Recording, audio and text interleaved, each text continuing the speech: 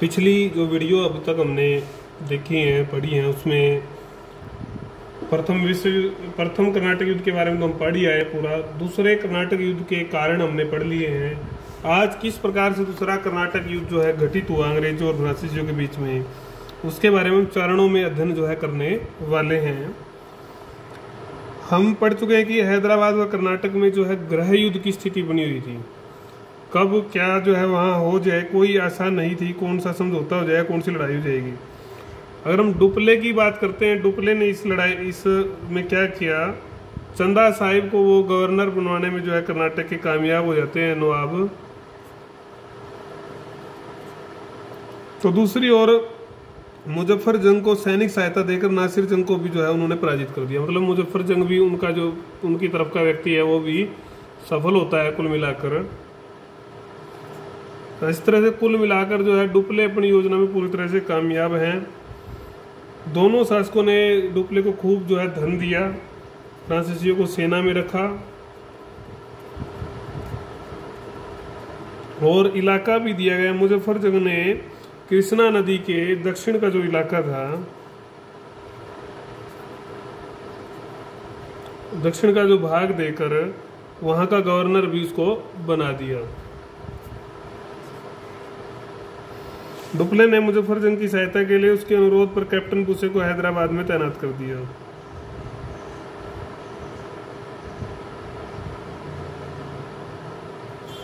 बुसे हैदराबाद में तैनाती पा जाते हैं। ये पहला चरण जो है इस प्रकार से खत्म होता है। सेकंड जो चरण है डुप्ले की इस सफलताओं से जो है अंग्रेज भयभीत हो जाते हैं।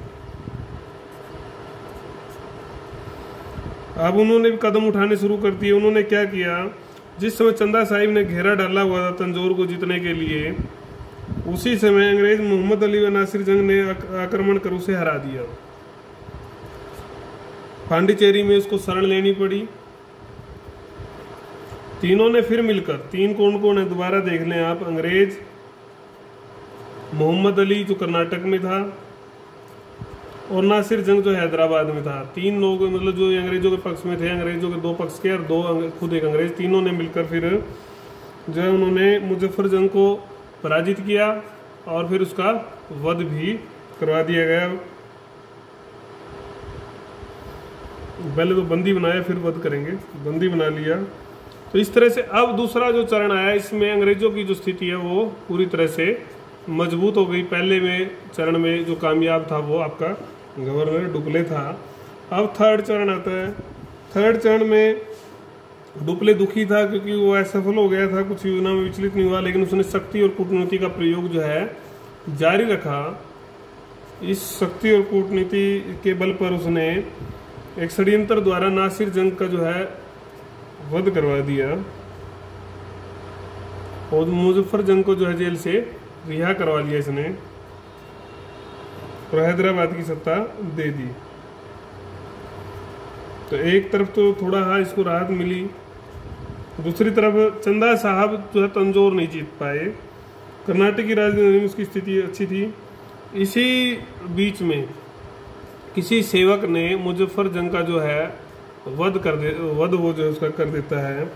फ्रांसीसी सेना के हैदराबाद के कप्तान बूसे ने, हालांकि उसको संभाल लिया गया, बूसे ने क्या किया, निजामुल मुल्क के जो तीसरे पुत्र थे सलामत जंग, उनको जो है हैदराबादी गद्दी और बैठा दिया और अपनी फिर जो है एक प्रकार से शाबाशी उसको मिली इस काम के लिए। ये तीसरा चरण। कुल मिलाकर इस चरण में भी फ्रांसीसी ही हैवी रहे। तो 1751 तक फ्रांसीसियों की जो है सर्वोच्चता जो है स्थापित हो चुकी थी। सर्वोच्चता स्थापित हो गई।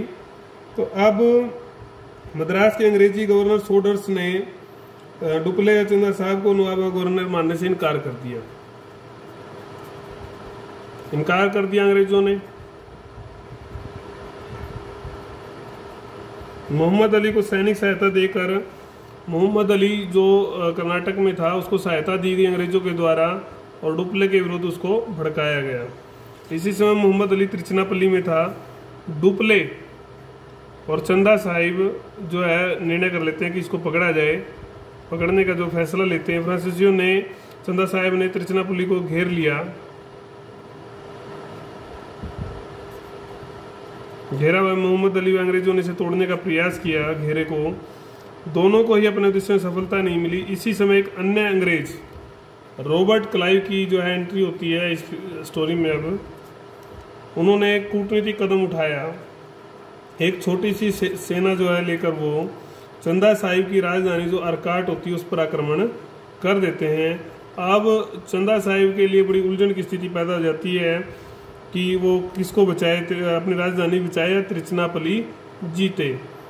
तो आखिर में जो है अंग्रेज जो है जीत लेते हैं अरकाट को। इसी समय मोहम्मद अली व अंग्रेजों ने त्रिचनापल्ली पर भी कब्जा कर लिया। दोनों जगह पर कब्जा, फ्रांसीसी सेना वहाँ से भाग गई। तो चंदा साहब को जो है बंदी बना लिया गया और आखिर में उसका वध करवा दिया गया। इस तरह से कर्नाटक पर अंग्रेजों का जो है कब्जा हो जाता है। तो कुल मिलाकर चौथा चरण जो है वो अंग्रेजों के नाम जाता है। अब पांचवा चरण आता है। डुप्ले की अरकाट और त्रिचनापल्ली में हार ने उसके भविष्य का जो और अस्तित्व जो था वो खतरे में पड़ गया। मतलब उसकी हारें इतनी ज़्यादा हो गई। हालांकि उसने फिर कोशिश की 1754 में त्रिचनापल्ली को जीतने की, लेकिन असफल रहा वो। फ्रांस सरकार ने लगातार उसकी युद्ध नीति से तंग आकर, दुखी होकर उसको वापस जो है फ्रांस में बुला लिया। उसके स्थान पर आए नए गवर्नर को फ्रांस की सरकार ने विशेष हिदायत दी, अंग्रेजों से समझौता वो जो है करे। तो ये जो है नया जो गवर्नर आया उसको हिदायत थी कि वो अंग्रेजों से समझौता कर ले। कुल मिलाकर फ्रांस की जो सरकार है वो युद्ध जारी नहीं रखना चाह रही थी। अगला जो बिंदु है इसका वो ये है कि युद्ध के जो परिणाम थे, महत्व था, वो क्या था। संधि आखिर में हो जाती है, समझौता ही करना पड़ता है। संधि की जो संधि जो है पांडिचेरी की संधि के नाम से जानी जाती है। कुछ शर्तें जो है इसमें रखी गई, जो नियम बनाए गए दोनों पक्षों के लिए, वो क्या थे कि केवल वही क्षेत्र अधिकार में रहेंगे जो युद्ध से पहले थे। जो विवादास्पद क्षेत्र हैं उनका निर्णय बाद में।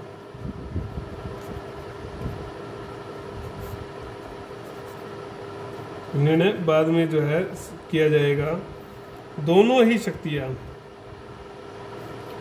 शक्तियां भारतीय मामलों में हस्तक्षेप, भारतीय राजाओं के मामले में हस्तक्षेप नहीं करेगी, ये तय हुआ इनके बीच में। लेकिन किसी भी शक्ति ने इस बात का पालन नहीं किया। दोनों देशों के गवर्नर तथा अधिकारी भारतीय शासकों से कोई लाभ, पद, उपाधि, आर्थिक सहायता नहीं लेंगे, लेकिन इसका भी पालन वास्तव में नहीं किया गया था। चौथा जो बिंदु है वो आपका कि भारत में जो है दुर्ग नहीं बनाएंगे और भारतीय शासकों की मदद नहीं करेंगे किलेबंदी में और प्रशिक्षण में। पांचवा जो बिंदु है आपका वो है हैदराबाद का जो शासक है उसको सलामत जंग को मान लिया गया और कर्नाटक का जो नवाब है वो तय हो गया कि मोहम्मद अली। दोनों का एक एक बन गया, एक एक पक्ष का व्यक्ति मोहम्मद अली को मान लिया गया। वैसे तो लगता है कि ये जो संधि थी ये बराबरी पर आधारित थी, मतलब किसी के एक तरफ ज़्यादा नहीं झुक रही थी, दोनों की बराबर की बातें मानी गई थी। कुल मिलाकर दोनों शक्तियाँ युद्ध से तंग आ चुकी थी, इसलिए इन्होंने इस प्रकार की शर्तें रखी और मान ली गई। और लेकिन इससे अंग्रेजों के तो सम्मान में जो है कुल मिलाकर वृद्धि हुई और फ्रांसीसियों के जो है आगे के जो सपने थे, जो भी था उनका, वो चकनाचूर हो गए, मिट्टी में मिल गए, भविष्य समाप्त हो गया। और क्लाइव के नेतृत्व में अंग्रेज फिर आगे बढ़ते हैं। ये दूसरे युद्ध की हमने भी पढ़ा।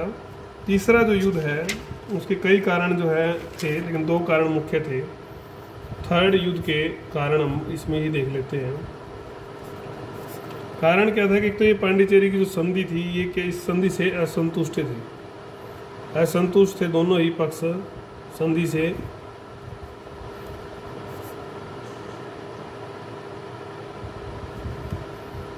दुखी थे फ्रांसीसी तो विशेष रूप से कि जनता जो थी वो वापस बुलाना डुप्ले को ठीक नहीं समझती थी। सरकार के निर्णय की आलोचना हुई।